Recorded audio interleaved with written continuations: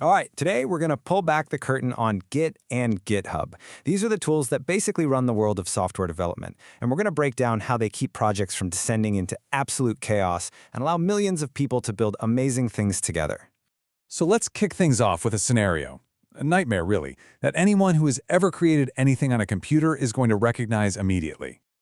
Oh, you've been here, right?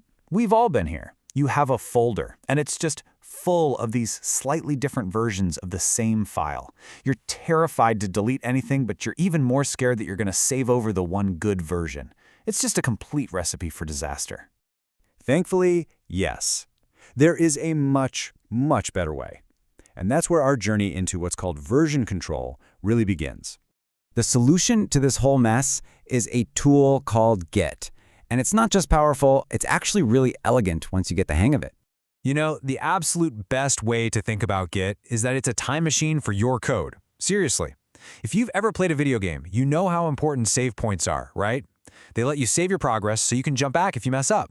Well, Git does exactly that for your work. We just call those checkpoints commits. And the whole process is really just a simple three-step dance. First, you've got your working directory. That's just your project folder, where you're actually editing files. Then, when you've made some changes you like, you move them to the staging area. Think of this like putting items in an online shopping cart before you check out. You're just preparing your snapshot. Finally, you commit that staged snapshot to your local repository, and that becomes a permanent part of your project's history. Now here's the really crucial part. Git doesn't just save the little bits that changed. With every single commit, it takes a complete snapshot of your entire project at that exact moment. And that's what makes traveling back in time so incredibly reliable. So you might be wondering, how is this thing so fast and efficient if it's taking all these snapshots? Well, let's pop the hood for a second and see how the magic actually works.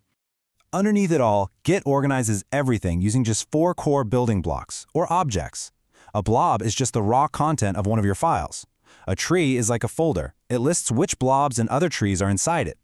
A commit is that snapshot we keep talking about, and it just points to the main tree for that version of your project. And finally, a tag is just a simple, friendly name you can stick on a specific commit, like version 1.0. And here is the secret sauce. Git doesn't actually care about your file names. It only cares about the content inside the files. Every unique piece of content gets its own special ID, called a hash. So if a file hasn't changed from one commit to the next, Git is smart enough to just reuse the existing object instead of storing a copy. That's what makes it so mind-blowingly efficient. Okay, that's awesome. We can save our history, but what about when we want to experiment with new ideas without, breaking the stuff that already works?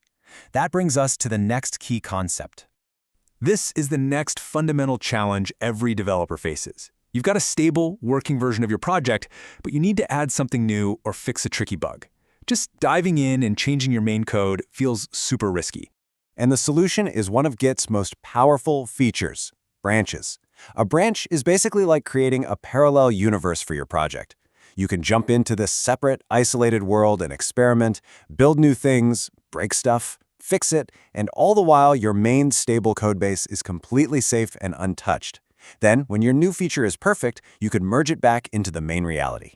So far, everything we've talked about, the time machine, the commits, the branches, it all happens locally, right on your own computer. But software development is a team sport. So how do we bring other people into the picture? So, let's just do a quick recap. Git is the engine. It's the command line tool that's doing all the heavy lifting, tracking your changes, and managing that project history right on your machine. And GitHub is the cloud service that's built on top of Git. It's the place where you host your projects so that other people can see them, contribute to them, and talk about them. If Git is the engine, GitHub is kind of like the social network and the workshop for those projects.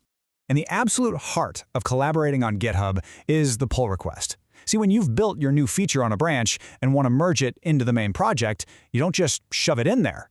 Instead, you open a pull request.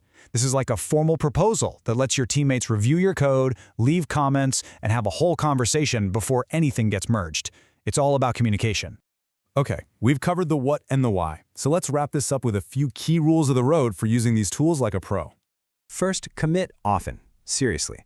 Think small, logical saves, not one giant save at the end of the day. Second, write good commit messages that explain why you made a change, not just what you changed. Your future self will thank you. Third, protect your main branch on GitHub. It prevents accidents. And finally, never ever commit secrets like API keys. Use a special file called .getignore to tell Git to just ignore that sensitive stuff completely. And you've got to remember, Git and GitHub are so much more than just storage now. The ecosystem has exploded. You've got incredible tools like GitHub Actions that can automatically test and deploy your code for you, and GitHub Copilot, which is basically an AI assistant that writes code alongside you. The whole thing is a full-on development platform. Which leaves us with a really fascinating question to chew on. As AI tools like Copilot get better and become more like actual partners in the coding process, how are these tools for human collaboration going to change? What does teamwork even look like when one of your teammates is a machine? That's something to think about. Thanks for listening.